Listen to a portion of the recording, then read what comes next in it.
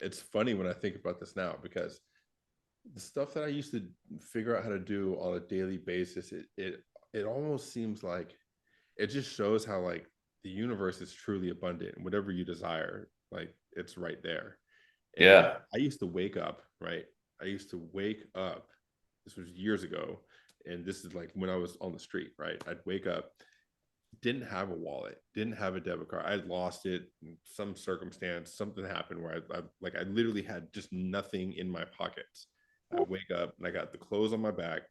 I got a little backpack with my hygiene stuff, toothbrush, deodorant, shower stuff, and maybe like one set of clothes in there, another set of clothes. And like that's all I have to my name. And I wake up and I'm like, and I'm in withdrawal, and I'm like, I need $100 today to feel okay. No cell phone, no nothing, nobody I could hit up to be like, I'm gonna go borrow this from this person. I'd already exhausted all those options, way before I was in this situation. Yeah, yeah. And and that $100, that doesn't include like the food that I need to eat. That was not first priority. It was like I need $100 for these drugs to feel okay. Then I can worry about food and cigarettes and coffee and all and that kind of stuff. And Yeah. every day, like I made that happen. And the next day I'd wake up in the exact same circumstance. Like I don't, all right, no, nothing in my pockets again. Like just go do it again. And it's like, and then and it's funny because then it's like this same person who like did that when I first started affiliate marketing, like way like years later, I make a YouTube video and like it gets 0 views, and then I get like depressed and just want to lay around in bed and watch movies all day and not do anything because that didn't work, you know. Yeah. Wow. But yeah, but it's like when I remember that, it's like, dude, you can fucking do anything, and any one of us can. It's like, Yeah, there's like I can't explain it, but there's like this switch that goes off that you must do it.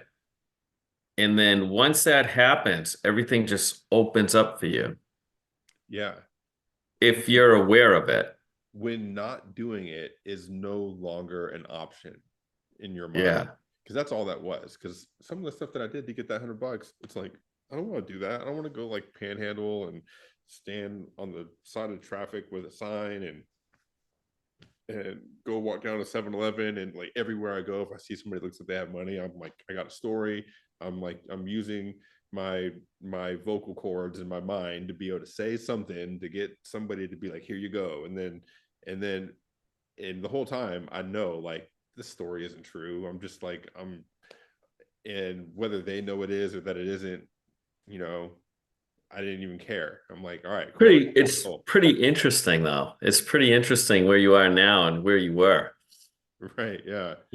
and it's like this, this guy that I coached who, first I had to get him off drugs, which is never fun. Um, but to see he called me the other day, he did 2.2 million last year.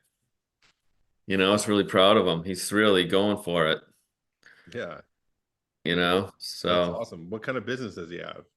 he's got this under one roof. They do everything. And what he does is he bought like an apartment building and he fixed it up. And then they're called St. Christopher homes. Okay. And he rents out the rooms, but you have to be drug free. You have to go attend their meetings.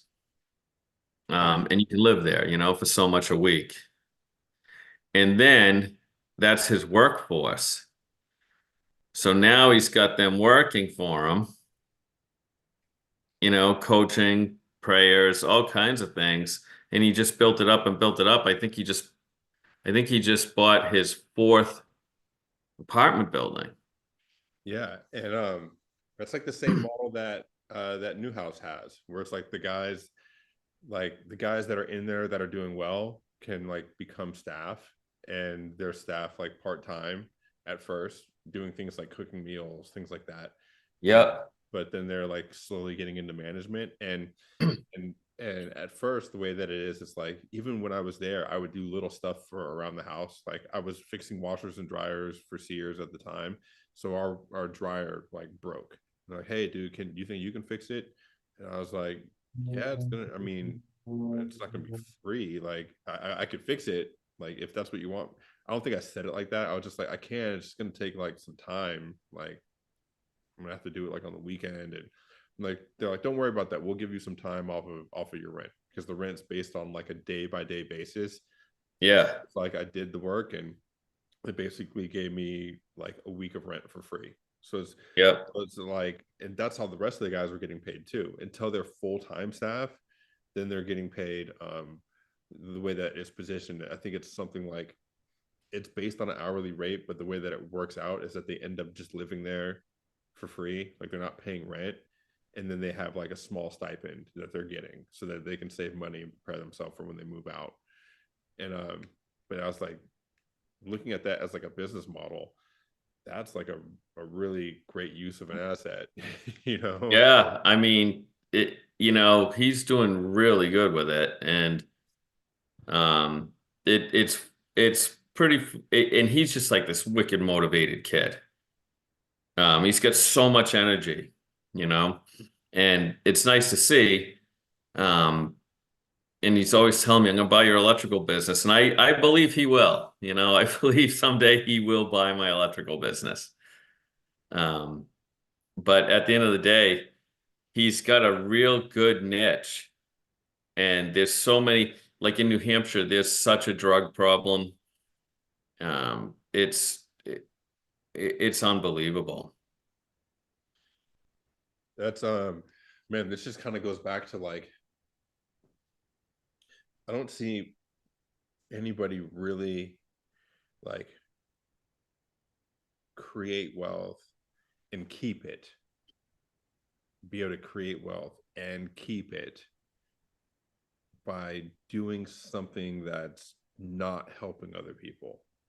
Yeah, Of that's course, a great point. we all hear the stories of like Enron and people that are scamming people and things like that, right? Because it makes the news. But the thing is, it's like, yeah, some people like are able to like gather money. That's not the same as create wealth, though. They're able to gather money, and by doing some nefarious thing, and they're able to do it quick. But then it all goes away, you know. Yeah, And it's like the same with like drug dealers, people that are selling drugs. Like you make a lot of money real quick, and then you go to jail, and then you lose all your money, and you like go to jail or you get killed, right?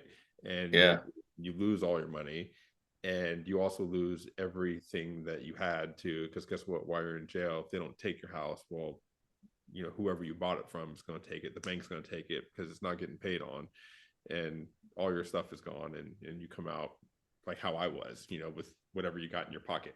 you know well, it's interesting, Ron. You've always got the opposite. So you've got the dark side of making money, then you got the light side of making money, right? right. So if you take the dark side, you're putting drugs into people's bodies. You're always looking over your shoulder, worried that someone's going to hunt you down or kill you. Um, or arrested, you're going to get in jail. There's all these dark sides to it, but you're making a lot of money.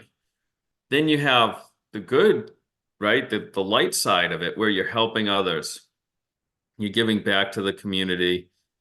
The money may not be as good, right, as dealing drugs. I don't know. I never, was a drug dealer, but you know, like everything always comes back to you, whatever you're doing, whether it be if you're on the dark side, dark things are going to come to you. People are going to try to rob you. People are going to try to harm you. If you're on the good side of the money, people are always going to reach out and help you, because you've helped so many. And, it's just like, I don't know what the word is for it, but it's just the opposite, right? So there's always opposites in everything we do.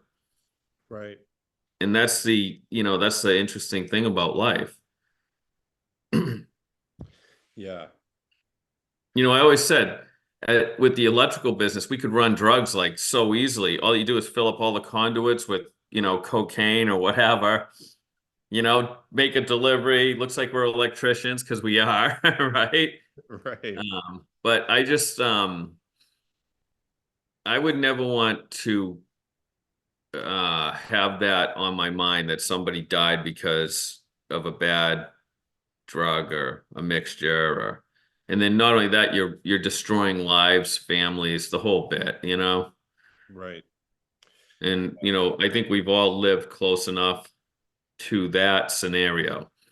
I've seen it so many times. And that's one kid that I helped. Well, there was another kid that I didn't help, two other kids that I didn't help, but I tried. I really put a lot of time and effort into it. Coached them, did a lot, and it just, sometimes I guess it just goes south. But I wish there was a cure-all method because I'd use it all the time. But Right. Yeah. And that's one of the things that I've learned, with being in like the 12-step community too, at least like for myself. And one of the things is not everybody gets it at the moment that I'm meeting them. And mm, and one of the things that really helped me understand this is like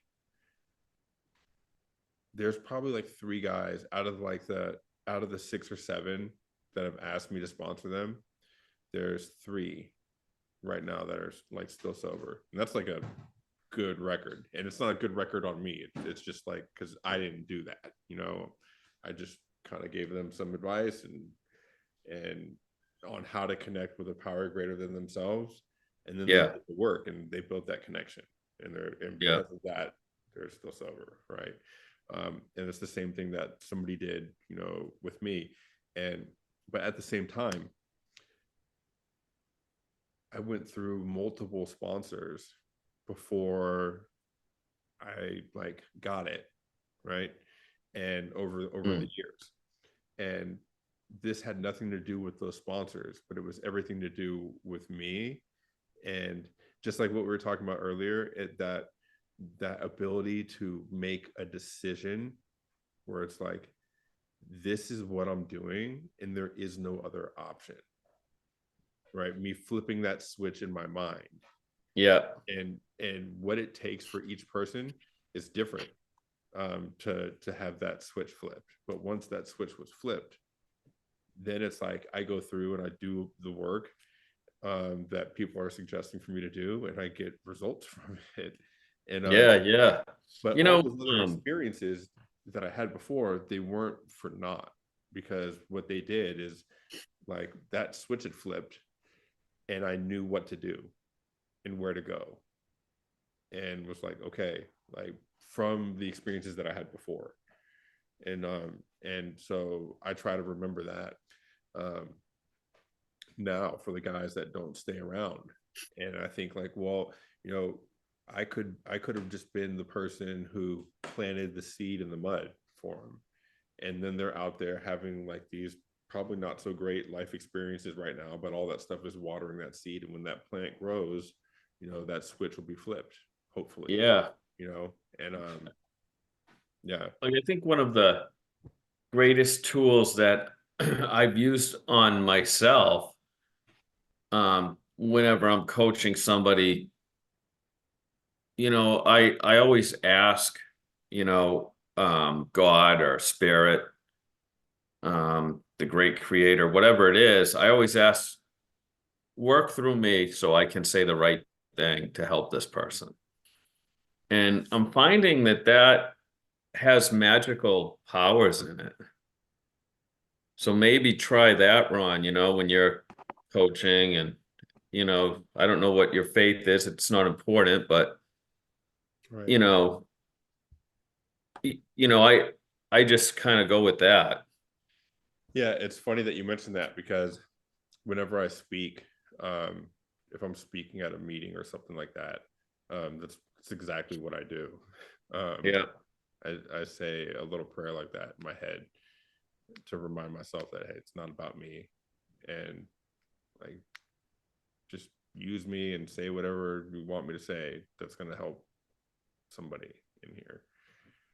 And then also Yeah, that way it's it kind of gives me an out where I don't beat myself up at the end of talking where I think like, oh, yeah. I really tanked that one. It's like, you didn't do anything.